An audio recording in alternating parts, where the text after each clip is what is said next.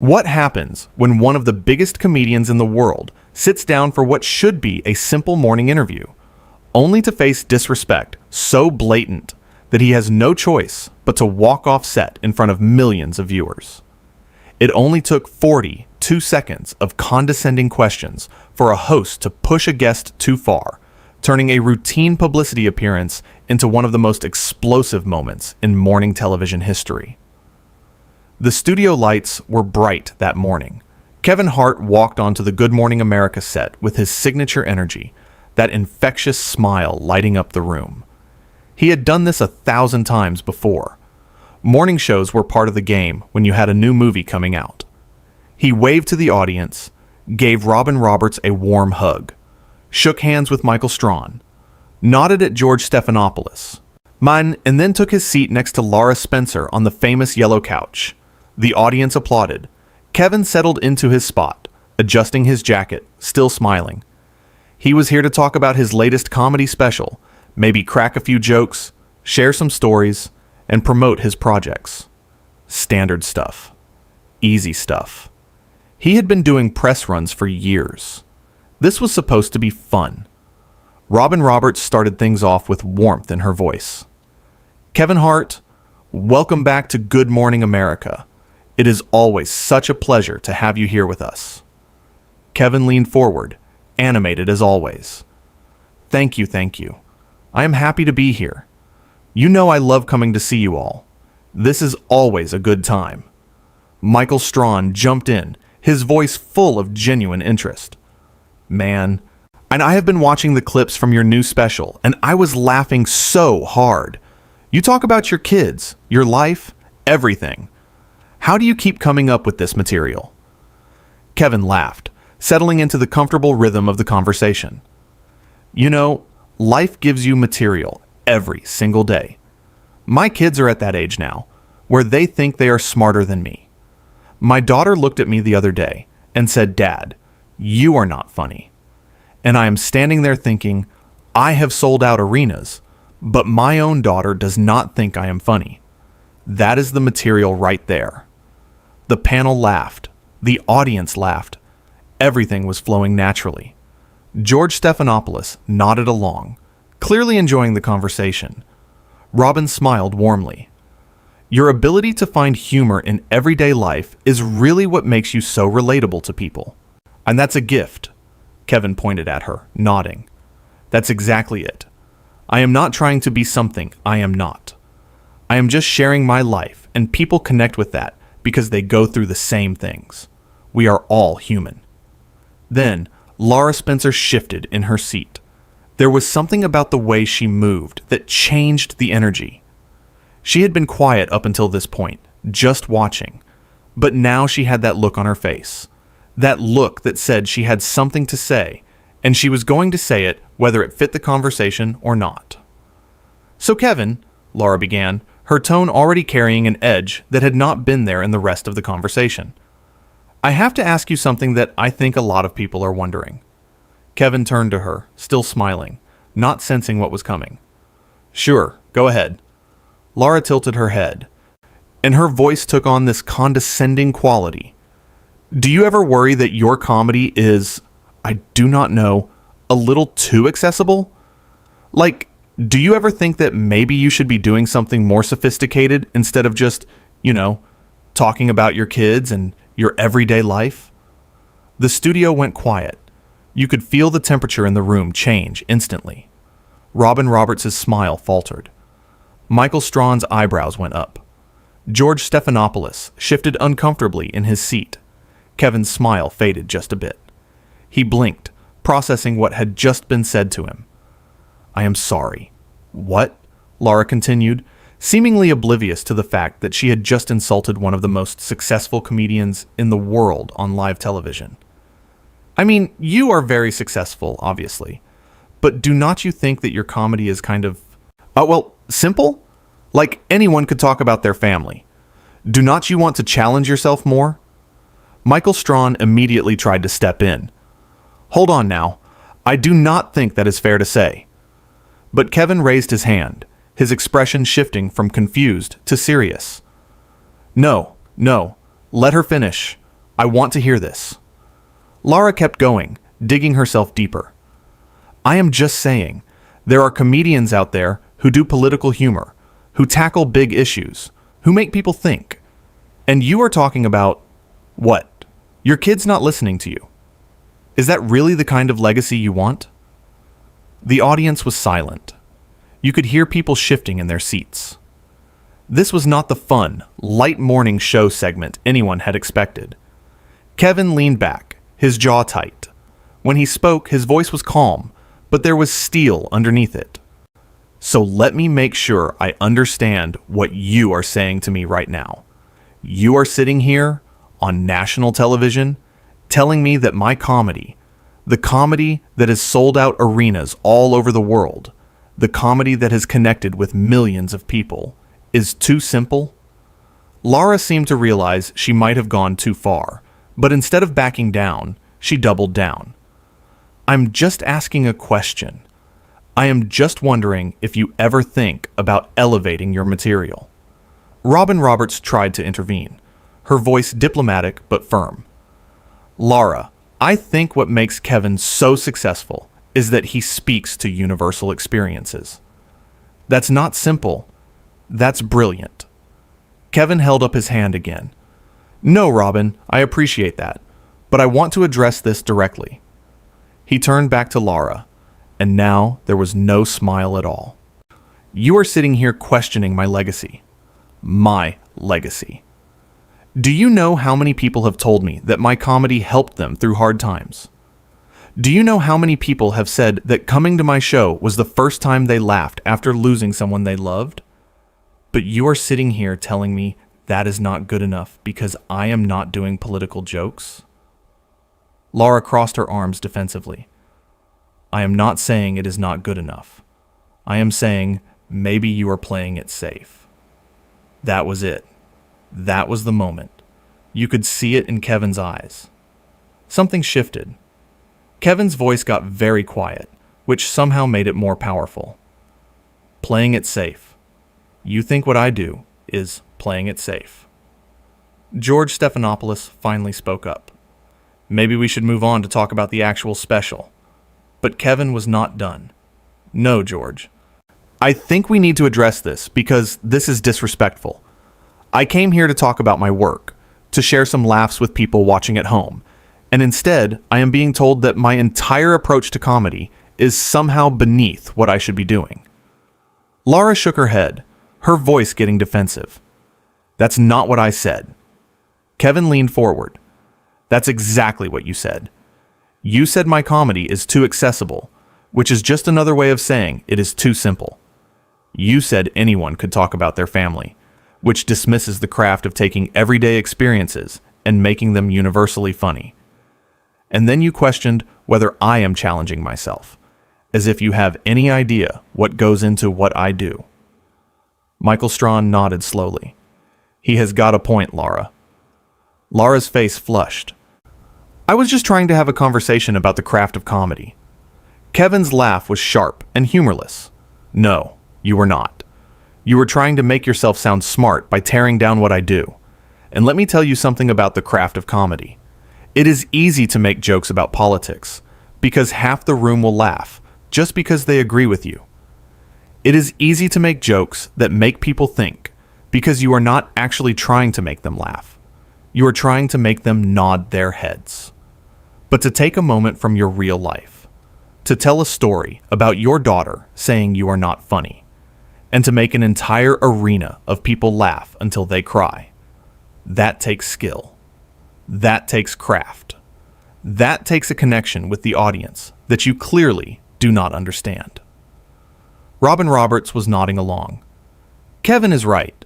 Now, what he does looks easy because he makes it look easy, but that is the mark of a true professional. Lara was not backing down, though. Her voice took on this sharp edge. I think you are being overly sensitive. It was just a question. And that was when Kevin stood up. Not quickly, not dramatically at first. He just stood up, slowly removing his microphone. What are you doing? Lara asked, her eyes going wide. Kevin looked at her, then at the camera, then back at her. I am not being overly sensitive. What I am being is self-respecting. I have been in this business for a long time. I have sat through tough interviews. I have handled criticism. I have dealt with people who did not like my work. But what I do not do is sit somewhere where I am being openly disrespected for no reason. George Stephanopoulos stood up too, his hands out in a calming gesture. Kevin, let us just take a breath here. Kevin shook his head. No, George, I appreciate you. I appreciate Robin. I appreciate Michael. You all have always been good to me.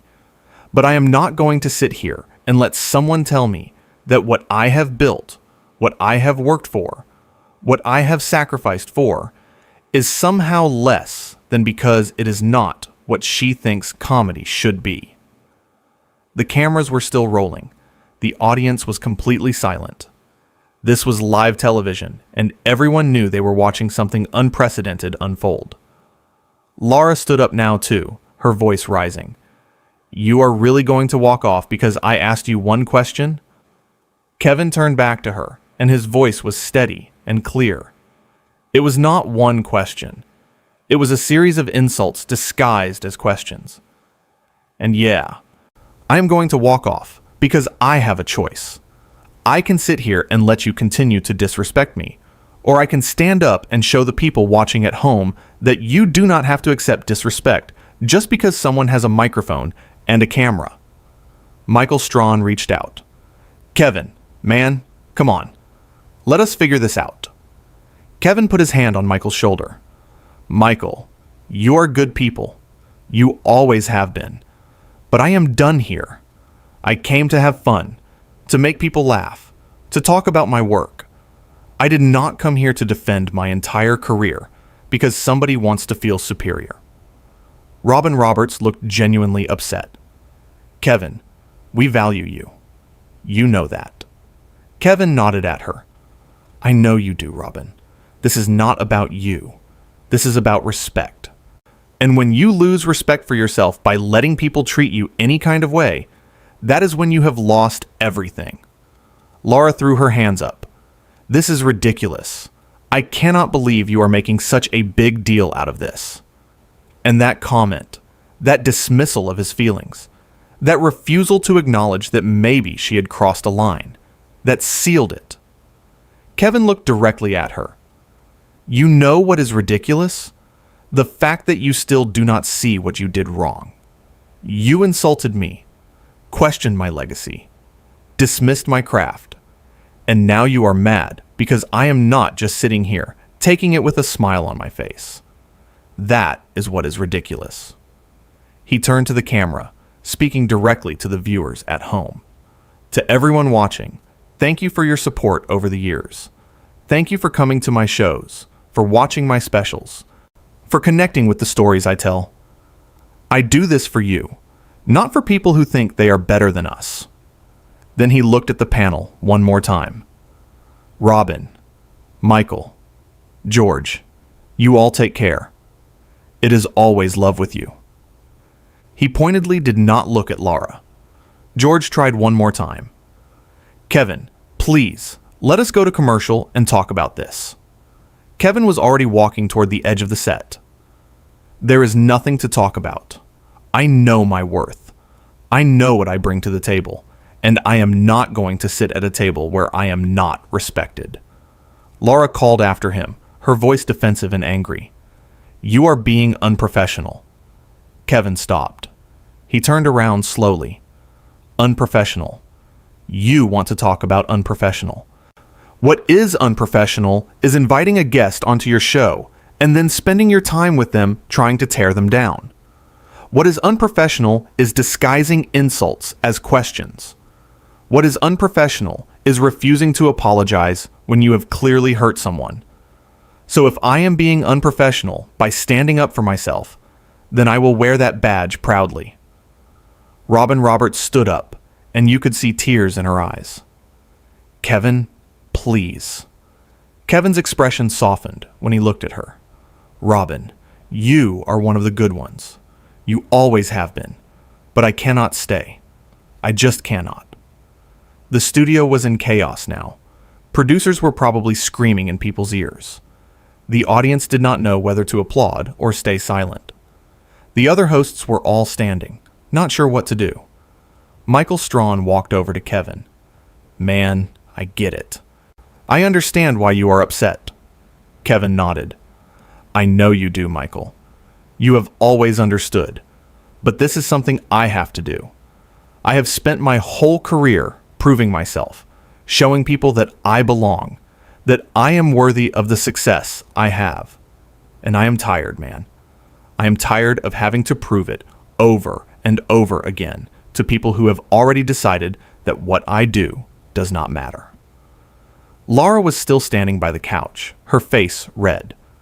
"I never said what you do does not matter." Kevin looked at her one last time. "You did not have to say it. It was in every word you spoke. It was in your tone. It was in the way you looked at me when you asked if I wanted to do something more sophisticated. As if connecting with millions of people is not sophisticated. As if making someone forget their problems for an hour is not sophisticated. As if bringing joy into people's lives is somehow less than." George Stephanopoulos approached carefully. "Kevin, I think there has been a misunderstanding here." Kevin shook his head. "No, George, there has not been a misunderstanding. She said what she said. She meant what she meant. And I am responding accordingly." The audience was starting to murmur now. People were pulling out their phones. Everyone knew this was going to be everywhere within minutes. Robin tried again. "Can we please just take a moment and breathe and figure this out?" Kevin's voice was gentle when he responded to her. "Robin, you are trying to fix something that is not yours to fix. This is between me and my own self-respect, and I am choosing me."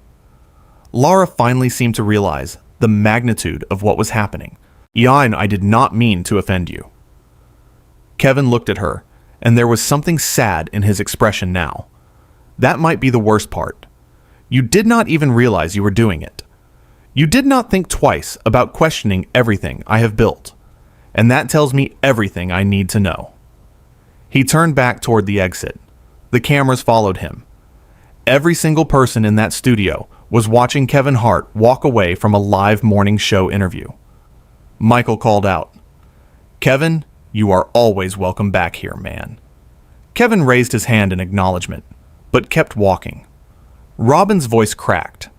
"Kevin, you are family to us." Kevin paused, turned slightly. "Then treat me like family. All of me.